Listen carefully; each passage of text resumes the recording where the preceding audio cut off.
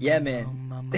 Let's kill that bass head. Alright, let's do this. I'm on the air, we got this pockets flow. It's me and Tony on the mics, we gotta let you know of current events, little gaming, sprinkling some entertainment. We stay humble, but our moms still think we're famous. Turn up the bass and baby, maybe let that magic flow. Our spoken word is all the things you really wanna know. Having a good time on the show, T-Bows and Matty G. Tune in and hit subscribe and join us on the FAP.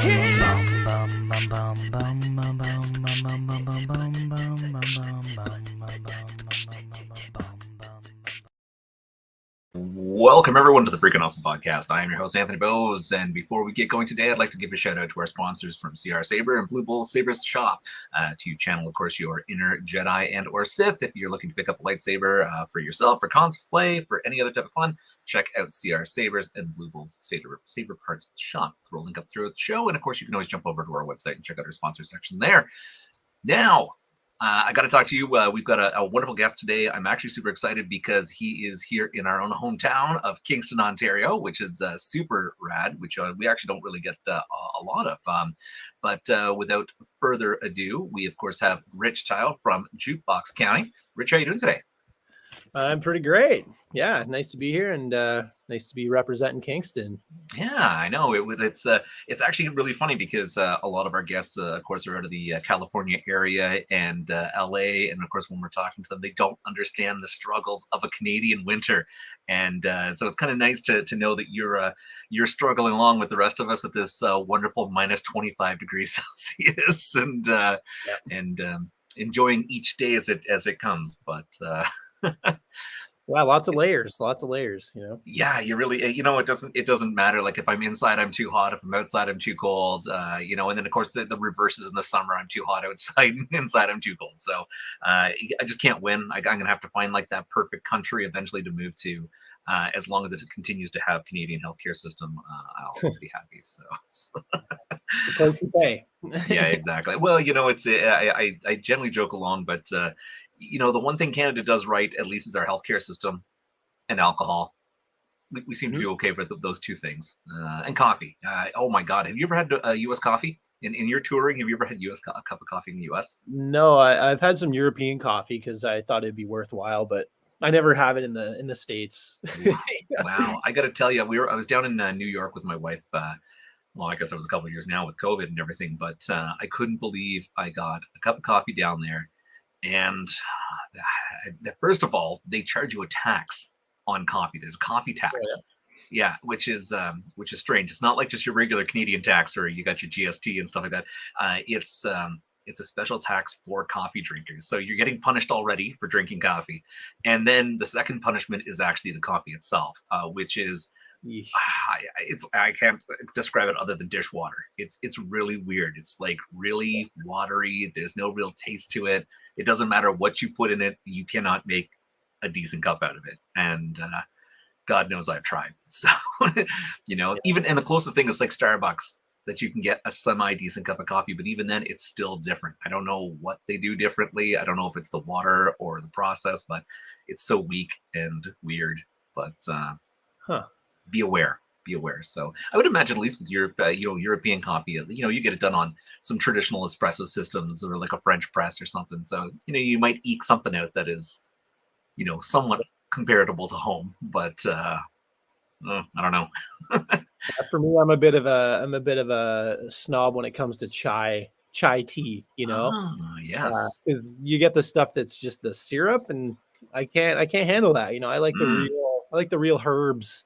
And I was in Pakistan, and they do it right there, Okay. They do a lot of things right there, actually, but so yeah, I'm more of a snob for chai tea than chai tea. Yeah.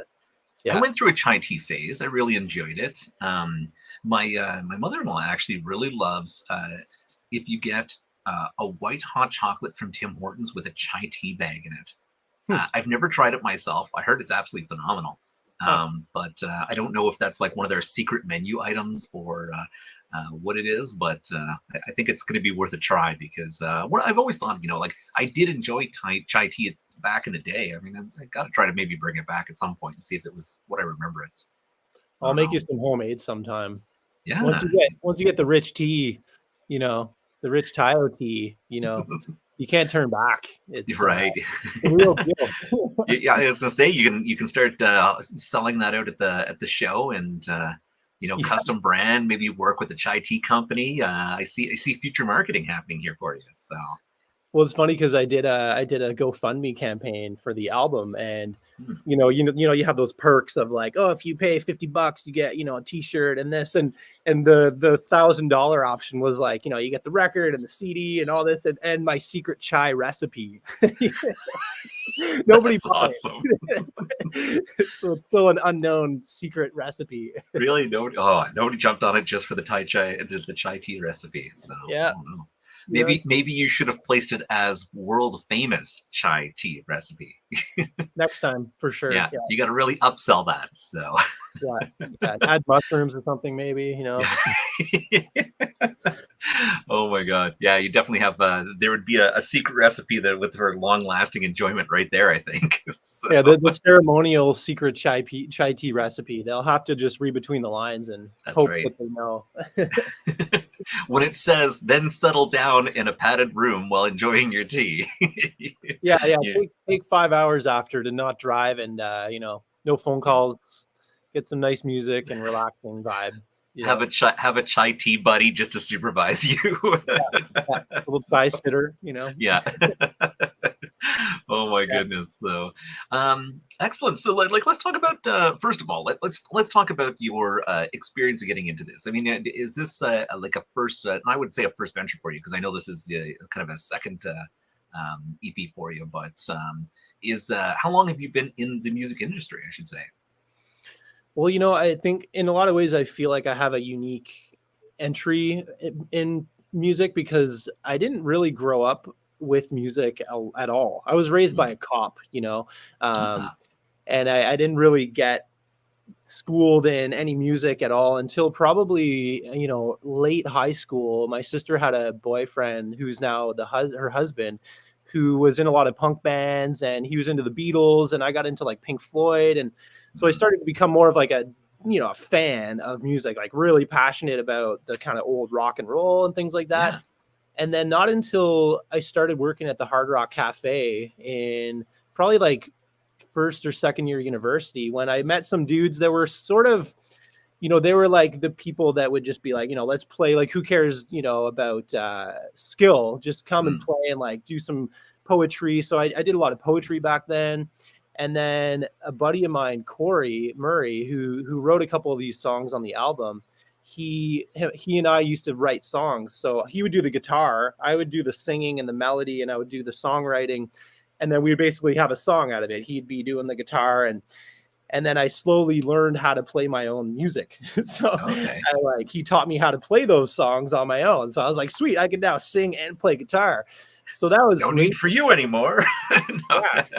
So that was late in life, and and so this is definitely my first like musical venture. But I used to put on shows a lot and get bands together, and sort of do like these things called Midnight Magic Rodeo Show and Rock and Roll Revival, and so I've sort of been doing things in the music scene for a while. But this is definitely, it's sort of been my secret identity, like as a songwriter, because I have like lots of songs that no one's heard, but now with the help of Wolf Island Records, suddenly I've gotten this album out now and get to expose the music to the world. Wow. Yeah. I mean, obviously this is one of those, it's a very different time right now going through this whole COVID period. And I know it's not easy for a lot of artists, especially when it comes to touring and live shows and everything. But at the same time, there's a lot more people sitting down and listening to new things and experimenting with new things. And it gives the artists themselves that kind of creative time to come up with new ideas and new songs. So it's kind of like, I guess, a 50-50, not easy, the easiest thing for exposure out there, but at the same time, it gives you a lot of time to kind of build that repertoire of songs. What I love about your music, though, is, and especially this song, is you kind of attack it from a different angle from most people who are going with their own life experience. You bring that in, but you also bring that in with, of course, the other part of your trade, which is a psychotherapist. And I think that's really, really awesome because, you're speaking to people on multiple levels, but through not just the, hey, I'm talking about what I'm seeing, but it's kind of like I'm also talking about what everybody else is experiencing. Maybe explain that process a little bit to us.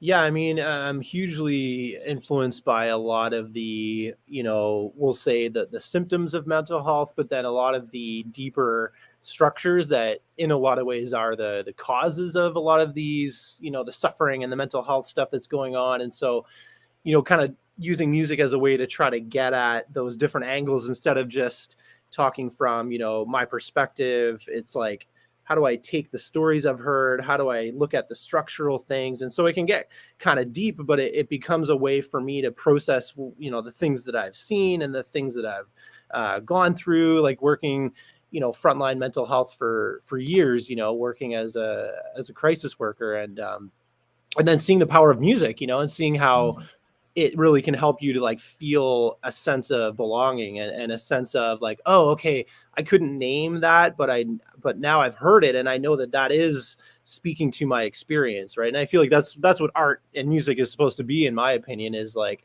finding gateways to understanding and self understanding. So yeah, it's I find, my music, I try to make a safe place for people to find those new ways of looking at their own mental health or their own narratives, and then ultimately to become better people and just sort of like be a human, in the best way that we can. So that's what I try to do with my music. Yeah, no, it's really good. And it's kind of nice because like you said that there is that healing prospect of music, and being able to reach out. I mean, it's always interesting because I find some of the musicians I chat with, I mean, that is also the greatest form of a compliment when people say, man, your music really touched me and it really is something I can relate to. And it's not the easiest thing in the world. I mean, especially when writers and artists are talking about their own experiences, that's a very private thing that kind of comes out.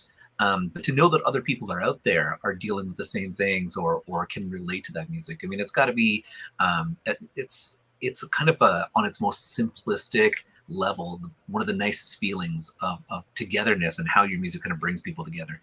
So it's really nice. And I really like the way your video kind of expresses that, where you kind of start off and kind of people are looking at you like you're the outsider, and then slowly but surely people are kind of coming in and they're feeling the same thing, and it's really reaching out and touching them. So it's really, really, really cool. Another thing, of course, you had filmed that in the Kingston area, or the Wolf Island, I guess is kind of all, we still call that the Kingston area. So it's nice to see how much of that local stuff you kind of all brought in. It's you got a lot of artists that are working on that album that are kind of also from the greater Kingston area, and it's kind of one of those things that it's a good feeling of home. I'm listening to this music and I really love the song, and actually there's a moment where it really reminds me of like early Big Sugar album, of course, another Canadian band. And I didn't know, like, is that's kind of like a little bit of influence there? Was it just kind of one of those things that you just like, oh no, that's maybe the first person said that? Maybe the second, but it's funny because I often, I'm kind of like a sponge where when I write a song, I just write whatever comes through, whatever sort of feeling. But then afterwards, I often am like, oh, yeah, this is like totally, influenced by this, but it's not like I was like, oh, okay, I'm going to write a song that's, sounding like this or that. But I definitely, I mean, Big Sugar, I could totally hear that. And then sometimes it's hard to categorize my music. Like I don't really, it's almost like, if all these bands, made Sweet Love together, it'd be like something like this. And that's the influence. They're weird orgy love child. It'd be an orgy, and it'd be some sexy times, from the 60s onward, Exactly. Yeah, you got a lot of different feels in it, which is really, really cool. it's one of those things that of course you got a good old sense of rock and roll in there. You got a little bit of a kind of country twang. You got just there's so many different sounds, and like from someone who does not like. I mean, I've gone on the record multiple times saying I cannot stand country. I do not like country. I'm always surprised and pleased by a lot more people who are mixing country with something else to actually come up with something that I really, really enjoy. And I don't know if that's me growing as a musically as a listener, or if it's just the way people are shaping things and giving this kind of country a whole new feel that people can relate to versus the old style of country. In Kingston, we're still kind of considered a bit of a country town, right? I mean, there's a lot of surrounding country areas, a lot of country lovers in this town. So, I could see where a lot of that stuff kind of relates, but at the same time, there's nothing like the tried and tested trueness of good old rock and roll. So it's kind of nice that in this day and age where people are kind of branching out, you're still taking a lot of these older feels and creating again something new, and it's really nice to see. It's nice to see how you kind of encompass that all together. Yeah, it's like, even Sturgill Simpson, he's a big influence of like how to, I like that he's so popular because a lot of country fans will hear his music and think like, oh yeah, this is my music. And then, but his lyrics I find are a lot deeper than like what you say is, a lot of the pop country, right? Like a lot of the country that people are kind of like, oh, I don't really like country because it can often be kind of bland and not very deep, and yeah, that's a judgment and I'm okay with that. Because, like if there's shitty music, then, or if they not shitty, but just like not that meaningful. And so in a way, Put Me Down is, I'm kind of playing off of that, like there's a line where it's like, with my lady on my shoulder and my pickup truck, like that's like a, classic country moment. And there's almost like a meaningful twang to it. And I'm playing off of that stereotype a little bit, but then trying to work off of it and creatively engage with it rather than just go full on country, on purpose. It's more of like mixing it a little bit in and building by the third verse, there's a little bit more depth and a little bit more poetic, whereas the first verse is very like, okay, this is a story. But yeah, I think the old country is where it's at, like, because that's the classic storytelling, and I think that's lost in some of the country that's new. I'm not going to say all of it, but people like Sturgill Simpson are definitely like leading the way in reimagining country. And there was a band, New Country Rehab. They're, I think, a Toronto band that was around years ago. And I liked what they were doing, too, because they were kind of playing the old school with the new school, So trying to do that. We'll see, if people dig it. So far, so good. So, no, definitely. I mean, like I said, I'm a bit of a critic when it comes to that. I shouldn't be, but it's definitely, you like what you like. And I'm always, and it's definitely something I like. And I definitely love it.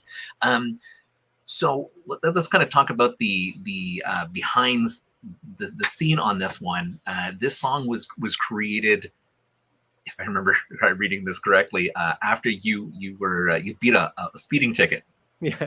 I got a speeding ticket and I went to Brockville because it was on the highway near Brockville where I got it. So I had to go to Brockville to the courthouse, and it was cool because there was a lawyer there, and I was kind of like, I basically was like, I'm not paying this, like this is bullshit. I didn't do what they said I did.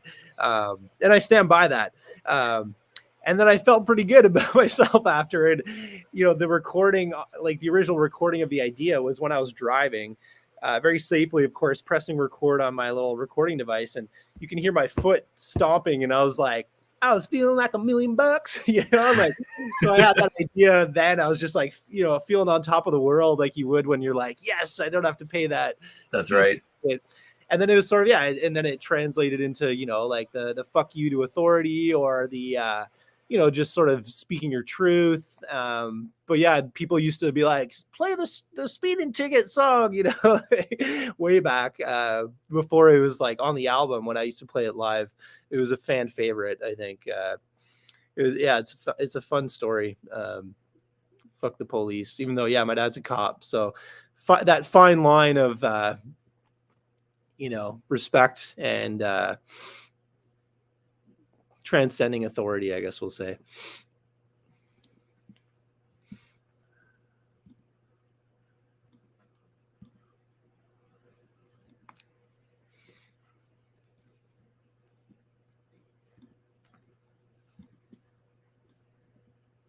Still there?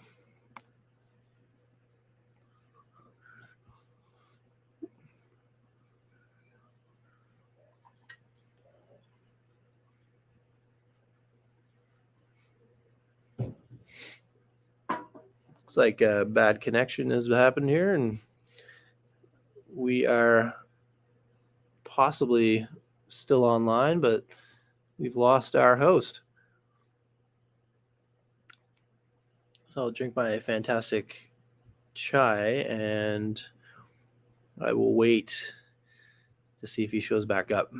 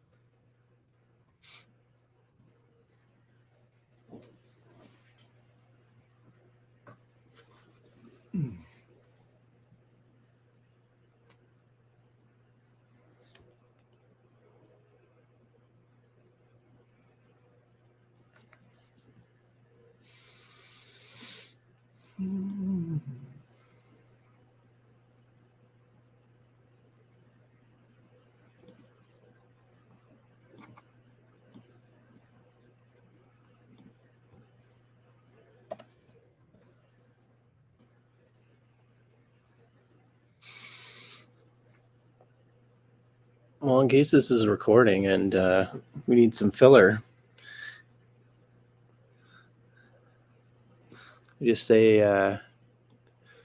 hope everyone is doing well in the world today. It's a tough time, and I know this, I think, is a bit of a comedy. Doesn't get more comedic when the power goes out on you in the middle of an interview. Oh man, is that what happened? Yeah. We just had a power outage, so and then of course when that happened, everything shut down. So we're trying to reboot everything back up as fast as possible. Terribly sorry about that. No problem.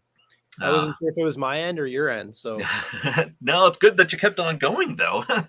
Fantastic. Yeah, I kind of I was waiting for a few minutes, and then I started trying to fill in some time, but does a little stand-up comedy, busts out the guitar. We're like, oh well, we might as well fill this time. Free show. Yeah, everyone. I didn't go that far yet, but next time. Oh my god, I probably should have been like, hey, have this ready just in case. Every once in a while this actually happens around here, and I gotta figure that out and get a backup system, and I don't know why, but it does. So again, sorry about that, and I'm glad to see people are coming back in again on our side. So it's we're really it gets embarrassing after a little while. So okay, so sorry. Yeah, we were talking about, of course, the process behind things. We're talking about the speeding ticket. So for the listeners out there who have not actually traveled the 401 and have come across some of our lovely officers sometimes, and I have been a victim of this, of getting pulled over for something that is complete bullshit. And I've been in one of those situations where I was actually passing a semi truck, and then a car started kind of pushing along. It was riding my bumper, and it kind of pushed me over the speed limit, and of course I got pulled over and not the person pushing me along. Yeah. And I was trying to explain it to him, like, hey, I needed to get over because there was an off ramp. This guy was pushing me along, so I couldn't brake. And he's like, no, it was your responsibility to brake. He would have backed off. And I'm like, I still wouldn't have made the exit, and he's just like, yeah, you'd have to go. I was like, well, the next exit isn't for 14 kilometers.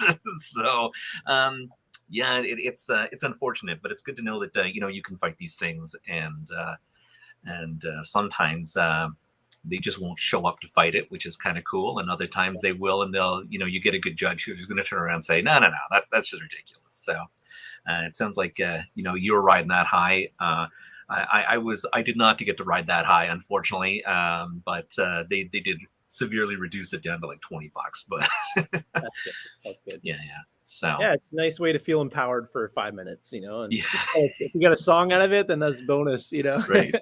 Exactly. I mean, at least the song, carries you through a lot more than 5 minutes, especially when it goes over really well, and you create the video out of it, and so that's at least a victory. I mean, if you've got that to hold on to and to look back on and say, yeah, this all came back from a 5-minute glory of singing in the car after beating a speeding ticket. It feels really good. Right. That's right. That's For me, excellent. it's it's like alchemy, right? It's like, how do you take what happens and turn it into art, or music? I think we're more alchemists than we think we are. I think we have a lot of potential to change and create and transmute energy. So I kind of like to embody that too in my own sort of like psychotherapy and stuff, but then also in music. And it's kind of like, how do I bring those two worlds together? And that's often how I think is about my music, is how do I become Rich, the JukeBox County dude, and Rich, the psychotherapist, and kind of have a similar footing in the world, a similar way of viewing the world. And that's the self-work that we do, right? Is we try to find the less and less dissonance between who we want to be and who we are. And authenticity is the way to be, I guess, right? Finding that voice. For sure. And just continuing to try to be more, to better yourself, to be more than what you were, or if you're happy with who you are and what you are, to continue to spread that, right? So yeah, be yourself. It's good to challenge, but I think a good sense of grounded, being happy with who you are too, is important, because there's not enough of that. It's like a world of fucking people striving to be, loved or accepted creates a sort of a messed up culture that we have in a lot of ways. So we need to band together and accept our differences. And that's the video, right? It's like, like the best moment for me is like when Jason Mercer, the bass player, it's like suddenly the camera goes to him and he's just like in the middle of the bar, just starts doing this like little bass strut, Yeah. So good. That's when people are like, okay, they start to dance to the music instead of throw popcorn at my face. Yeah. Yes, thank you, Jason. Well, it's gonna be a fun little moment anyways, right? I mean, you definitely have a lot of good fun with the video, which is very, very apparent in the shoot. And again, it just sounds really good. It flows really well. The bass line is it's fantastic when it comes on. And as most things, it not only, like they say a lot of the times, like that bass line brings things together in a song, where here you've turned around and you brought the people together through the bass line. So it was a really cool take on things. I really like that. All right, so let's kind of jump over to the second part of our show here, where we've got our slightly slower than average rapid fire questions. This is normally done by our co-host Matty G, but of course he has been away taking a little time for himself. So I'm going to try to muscle my way through this, and there is no right or wrong answers. And if it comes across something else, if you don't know, you can pass. We're easy going about it. So, all right, here we go. Question number 1. What made-up word would you register into the English language?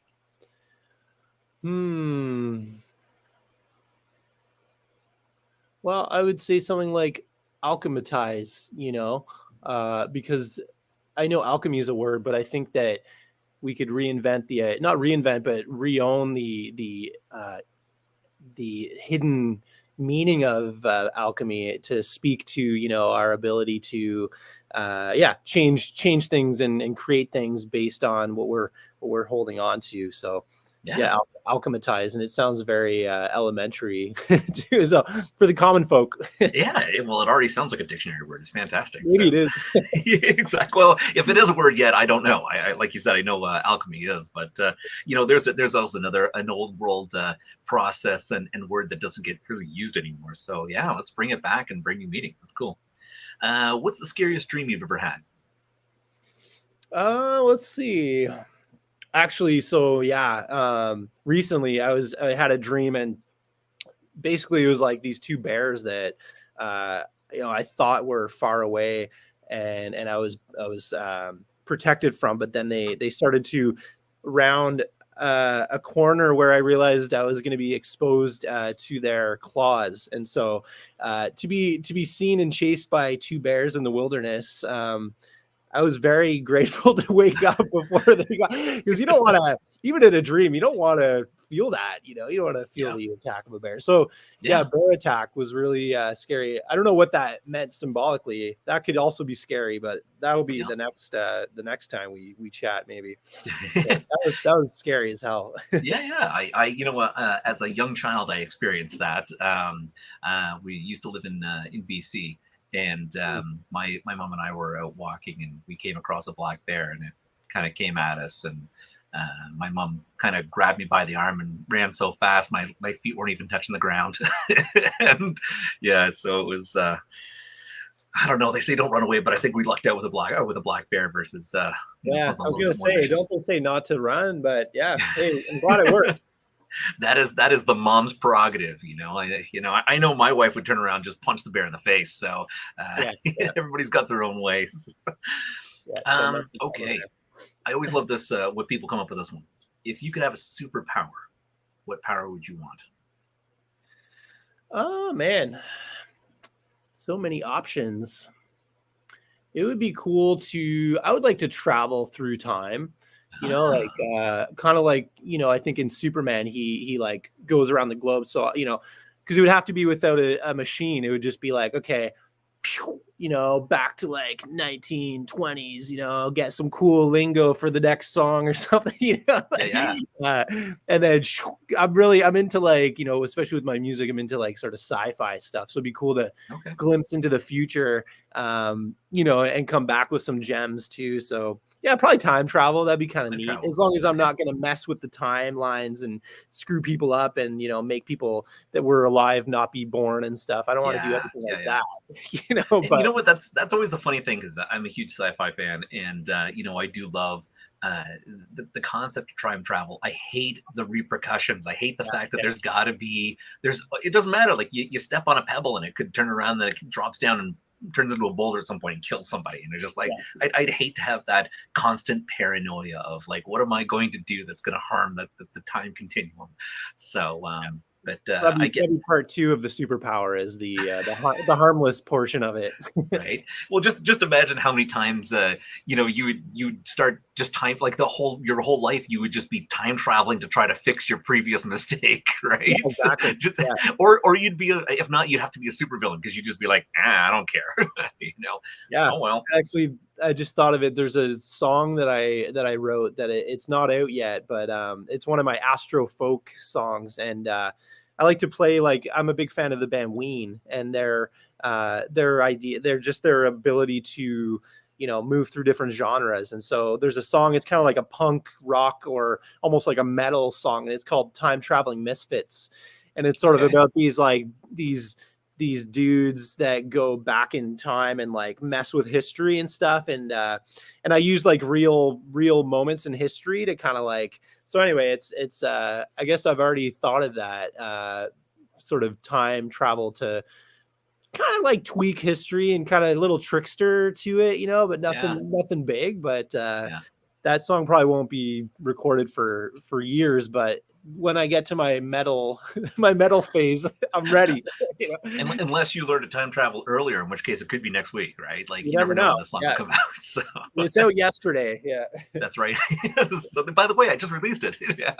When? Right now. Yeah. All right. What's your earliest childhood memory?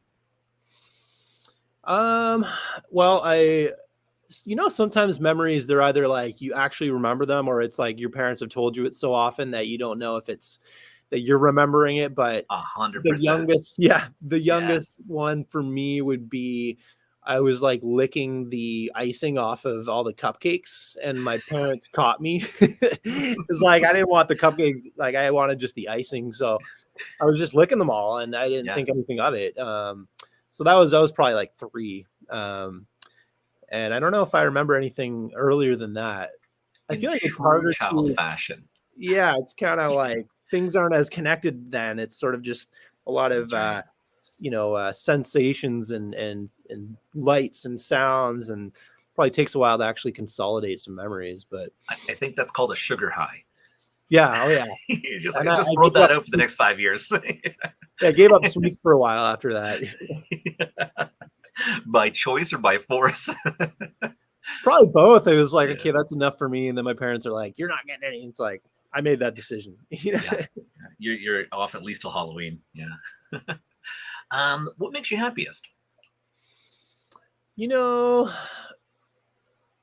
What makes me happy? Well, music would probably be the easiest answer, because that, encompasses listening to music and making music and playing music and connecting with music with people through music. So in one word, I would say music makes me happiest. Good. That's excellent. You're doing it right then, right? So if you love what you do and it still truly makes you happy, then you're on the right path. Yeah. If you could learn a foreign language, what one would you choose? So I would, because it's probably the least likely I would ever learn, German. Okay. Because I love Berlin, and I would love to survive in Berlin through the language. Like, I went there once, and I went to a restaurant. I don't know if the lady said we're full and walked away, or she said follow me and walked away. And I just was like, so I just left the restaurant. It's not a language that you can like even start to like, it's not like Spanish where it's like, oh, okay. I can get a bit of the nuance to it, or I can kind of, recognize the root of a word. But so German would be great, because that would blow my mind, and it would be hilarious to be able to, survive in Germany, or in Berlin, especially. I had a friend who said something along the same lines when we were talking about it. He was in Germany, and he's just like, I don't know. Everybody seemed like the language seemed so angry. I could never tell if they were pissed off at me or they were welcoming me. So yeah, that's why I left the restaurant. It was my first day there, and I was just like, and she just walked away, and I was like, it looks pretty full in there. Maybe I should just go. So I found a market and just like pointed at something. It was like, just give me that, please. I'll have a sandwich. And then slowly got more comfortable, but it's one of the fun things about traveling is that communication, right? Yeah, for sure. What decade would you like to live in? Like, if you could time travel, if you could do that time travel, where would you go? I'll stick with like what I've through high school and later in life. The 60s seemed to be where I used to say, I was supposed to be born in the 60s. Okay. Now I realize, in a lot of ways, the 60s are happening again, because there's all this social upheaval, and there's like the reemergence of psychedelics. And so in a lot of ways, maybe I'm supposed to be exactly here, but I've always thought the 60s would be really cool. Like, a lot of experimentation, a lot of cool music, a lot of the human rights, and freedom and free love, So the 60s would be pretty cool. It was definitely a powerful time. Yeah, to be around. Yeah. Okay, that's cool. Okay. So toilet paper. Do you like the toilet paper with the flap over or under? Over. Over. So you can kind of grab it gracefully and fold it. Okay. Yeah, yeah. I had learned from a previous guest, and I don't even know how he came up with this information or why he looked it up, but apparently the original patent for toilet paper, it shows the flap over, not under. There you go. So apparently you've been doing it right. I've been doing it wrong all this time. And but I mean, as I tell people, I had cats when I was growing up, and they would always bat at the toilet paper and unroll it, which then I was just like, do I throw this out? Do I roll it back up? You never roll it back as good. So so under was my way of solving that issue. So You got to adapt, man. That's a good call. I never thought of that because I've been allergic to cats my whole life, so I've never had to think about that. But I've got dogs don't run in and bat around the toilet paper roll, No, maybe a little nudge, but nothing as annoying as the cats can be, for sure. Yeah, for sure. What's the first movie that ever made you cry? I'm trying to think. I feel like growing up in this Western culture, I probably didn't cry at some of the movies that I could have because, of the lack of sort of safety in that as a man. But that's right. Yep.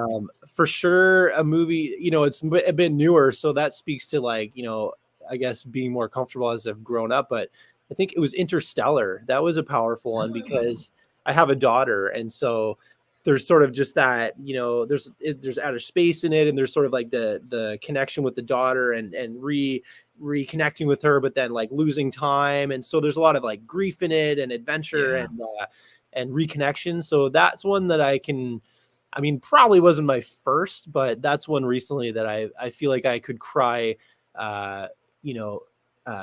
safely. Yeah, it really hits you in the feels because you can relate to it, right? Yeah, totally. Yeah, for sure. Well, speaking of Interstellar, do you believe in aliens? I mean, I do. Not in a weird way. Like, it's more not in a probing way, Yeah. I mean, if they're real, then there's definitely probes. No, I'm just joking. I think it's weird to think that there's, it's sort of egocentric or cosmocentric, to think that we're the only living kind of creatures in this humongous cosmos that we're in. And actually the song on the album is called Far Out, and it's about an alien attack. So I believe in it. They're probing in the song. No, but in the story overall, for sure. It is assumed, yeah. How would you spend $100 million? $100 million.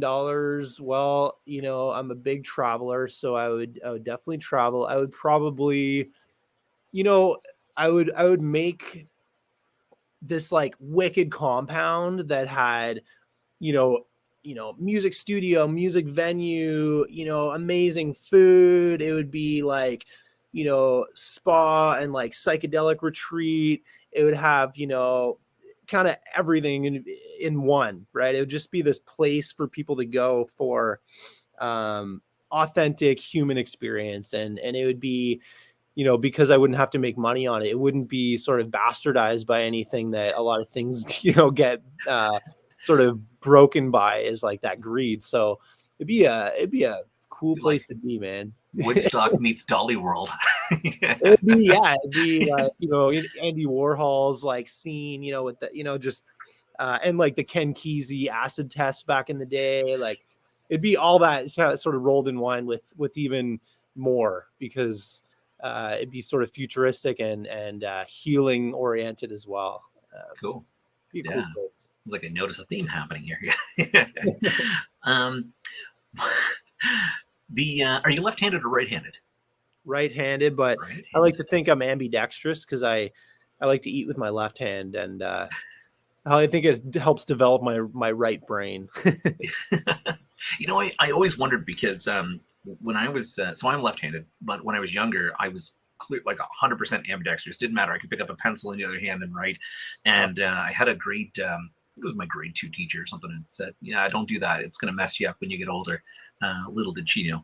But I couldn't. What is the discerning factor that states you're ambidextrous? Like, as long as you do one thing, or do you have to do a minimum of like X number of things before you can safely say you're ambidextrous? I feel like if you can do at least 5 things that don't look absolutely awkward when you do them with your left hand or right hand, then that, for me, that's the definition, you know. Okay. I'm not going on any textbook definitions here, but I can kind of throw with my left hand ish, you know, like I can throw and it probably doesn't look like I'm throwing with my wrong hand. I can eat, you know, I don't know what else I can do, but probably a couple other things. I can rub my forehead, doesn't matter which way. Yeah, you know, I could, I don't even know, like golfing, maybe I can putt with my left. Yeah. So, you know, See, I think that's where it comes down to, right? If you can do a sport both ways, then that's true definition of ambidextrous, right? Because it's the most awkward thing to swing a golf club when you're not like if you're right-handed and you use a left-handed club, it's the most foreign feeling thing in the world. Yeah.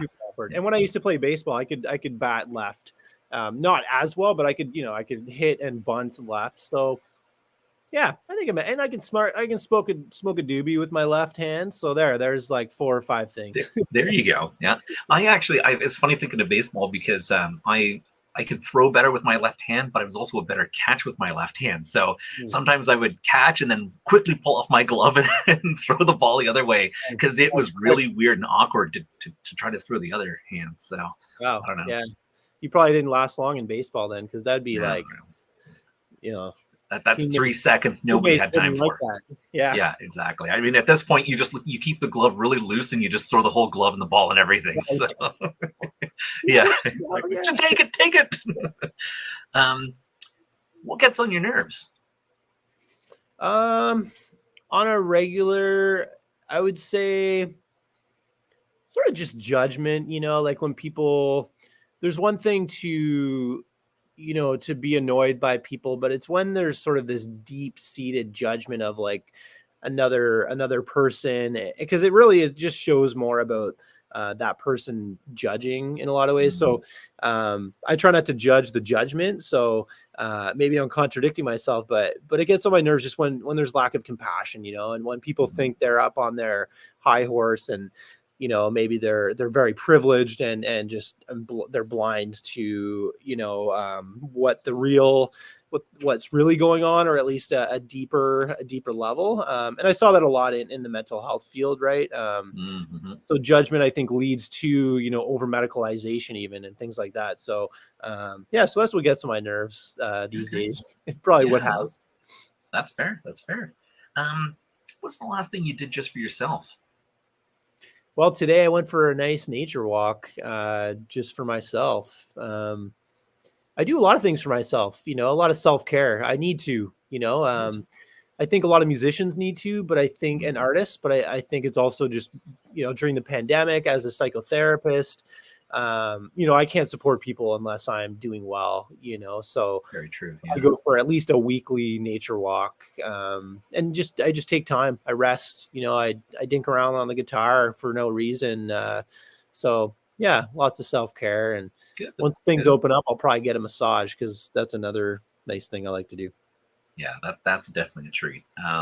You know, but it's really funny because that's one of the ones where it's actually really nice to see that you do that, because you'd be surprised how many guests that we have. I ask them and they don't even know what to say. They're like, I guess I never really thought about it, you know. And they're like, oh, I made a sandwich. Well, food doesn't count. You're like, you have to eat. You know, it's like outside of food. You know, yeah, it's pretty embedded. You know, it's pretty embedded. So that makes sense, because I think it's more of a norm that people don't, you know, because we've been sort of programmed to think through enculturation or whatever that it's selfish, you know, and we need to take care of other people and we need to sort of like not take care of ourselves. So yeah, I think that makes sense, and hopefully that'll change, because we're in a time, you know, we're in a time where things need to shift a bit, and we need to like really start to focus on boundaries and self-care and healing, you know, healing on the deepest levels that we can, instead of just that surface level stuff that is more common these days. So yeah, that's my tangent. Yeah, no, that's good. That's good. Are you an iPhone or an Android user? I'm an Android, but I like my new, like I've got a Mac computer. So I guess I'm kind of both. You know, I'm on both ends. You walk the line. I don't know if I'm allowed to be, if that's like a faux pas. But I don't think nowadays it is. I think especially okay. a lot more artists are realizing the addition of ease of use when it comes to Apple products. But when it comes to like a phone, like I mean, I have an iPhone. I do enjoy it. I was very anti-iPhone for the longest time. But there's like this crazy cost that's associated with an iPhone versus an Android phone. And the Android phone gives you a little bit more freedom. I think nowadays a lot of people don't care. It's just kind of more of a, there's a team. There's a team out there. I think they say the green team or the red team or whatever they call it nowadays. But, well, I feel like an old man when I get a new phone, because I'm just like, I just need to like text and call, and like, bring me back the flip phone. Press the 7-5 times. Yeah, it's like a little bit of internet's good, but I'm not like, they're like, oh, do you want like, and I'm like, I don't know, like I guess I should know, like in my generation, but I'm kind of a Luddite, like I have a typewriter and I didn't get internet until my girlfriend moved in. I would just go to the library and use the Wi-Fi there, but so yeah, I'm not too concerned, and iPhones are definitely more expensive, so that keeps me away as well. Yeah, fair enough. Yeah. What do you do when you can't fall asleep? Well, I will often get up, and usually if I can't sleep, it's because I'm in this really excited creative mode. So I just allow it. I just breathe and I just stay with the inspiration, and I like often know that that's when really cool ideas are coming. So sometimes I'll be journaling. But just getting out of bed and stretching. Sometimes I'll do a little meditation or yoga. That's pretty much it. I'm usually pretty good with sleep. I don't have a lot of issues sleeping, but usually if I do, it's like my girlfriend and I call it like the like that inspired, like eyes are darting and you're just like, oh yeah, this and that and that, like, there are a lot of exciting things happening in life. And it's like, oh my God, like, like, especially when I was traveling and stuff, it's like, oh, I booked my Airbnb here. So it's like, oh man, I can't wait. It's like, I can't sleep. I'm too excited. So it's more exciting rather than, a lot of my clients, they struggle with sleep because it's like, anxiety and stuff. But luckily, I think due to my self-care, I don't have to deal with that at this point. And I don't drink too much caffeine either. So that probably helps. Yep. Just stick to the chai tea. It's not as bad as coffee. So that's right. Yeah. If you could collab with someone, who would you like to do that with? Is this living, dead, or doesn't matter? Does not matter. Collabing. I mean, like people that have influenced me that I would love to work with would be someone like, Neil Young, or like, like I mentioned, Sturgill Simpson. That would be pretty cool, but it would also be cool to do something with like Daft Punk, you know what I mean? Like just like totally like mishmash and see what happens, so something that would just take it to a whole other level and like make it sort of weird and collaborative in that cool way, I think would be cool. Cause I feel like Neil Young and Sturgill would be too similar in a lot of ways. So someone, like Daft Punk, which was, I was a big fan thinking out of the box. I like that. Yeah, that's how I do it. Yeah. Yeah, they are a super creative team. I really like what they do come up with. In fact, actually, I liked them when they were on their own, but I really love their collab pieces nowadays, probably more than even their original music, which is interesting. So they're probably a good choice. They definitely do it right. Yeah, it's smart, and like Soul. I don't know if you know Soul Jazz Orchestra, but they'll bring like other singers on and stuff, and it kind of just sort of brings a new voices and like new sound, and even if it's the same musicians, you kind of get like a different flavor, and people are writing songs in new ways and stuff. So actually Soul Jazz would be a cool band too, because they're kind of Afrobeat, and I think that'd be cool to do like a 20-minute like dancey, like kind of slow jam out, All right, you got me thinking, man. I'm gonna write like 5 songs tonight. There you go. What's the greatest thing you've ever eaten? Oh man, just that question makes my mouth water. Man, probably so many things. We're lucky in Kingston. We have tons of good food. Oh, it's amazing here. Man, what a question. There's so much.